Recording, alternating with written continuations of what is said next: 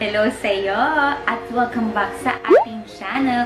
For today's video is magre-review tayo ng 3-in-1 Whitening Lotion. So, kung interesado kung malaman kung ano ito, just keep on watching.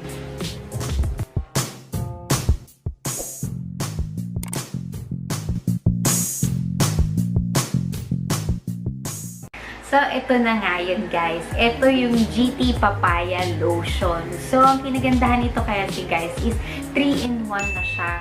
So, pwede siya pang whitening, moisturizing, at sunblock na rin. Kasi meron siyang SPF 40. So, tamang-tama to sa summer na weather natin. Kasi alam niyo yun, sobrang init ng araw, sobrang tirik ng araw is nakaka-damage ng skin yung ganung kainit. Kaya mas maganda talaga na protektahan natin pati yung skin natin sa skin damage ng init. So, meron din tong collagen kaya nagustuhan ko rin siya kasi may collagen that helps reduce signs of aging. So, yan. And 75 ml na siya. Made in the Philippines siya. So, support natin yung mga local brands na yan. Magaganda naman talaga yung mga products na yan. And, by the way, hindi nga pala ito sponsored video. Share ko lang sa inyo, baka naghahanap din kayo ng mga sunblock o na bili ko to sa Watson sa halagang 145 pesos lamang. So, yun. Ano pa yung mga nandito sa likod nun? So, ito is paraben-free na rin siya and cruelty-free na din siya. Magagamit mo siya ng isang taon kasi nabili ko to ngayon. So, 2021 hanggang 2021, 1 year pa siyang pwedeng magamit. So, ang dami pa nito. Kaya, sulit na talaga sa budget mo na hinahanap na whitening lotion. So, sabi pa dito guys, yung 3-in-1 whitening lotion has a collagen, a skin vitamin that helps reduce signs of aging, and enzymes from pure papaya extract to exfoliate skin and reveal newer cells, thus making your skin whiter, smoother, and younger looking. Totoo siya dahil nagamit ko siya since February pa and until now, March na is talagang nag-lighter yung skin ko. Although light na yung skin ko is nag-lighter pa siya dahil nga patuloy kong ginagamit itong papaya lotion na to.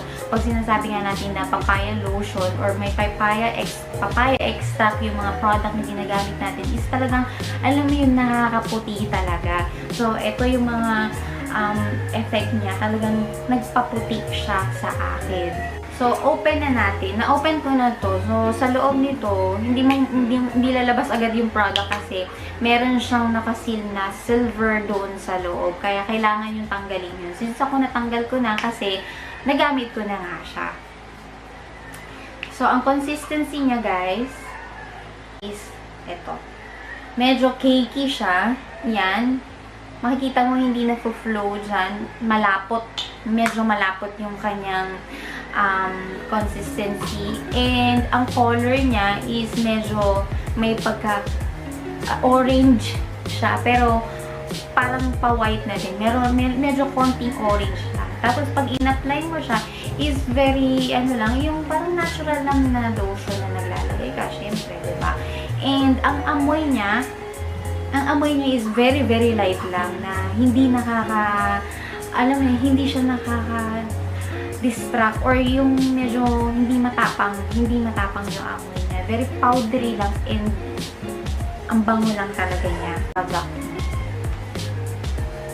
So, ayan. Make sure nyo na i-rub nyo maigi para hindi siya namumuo-muo sa skin nyo.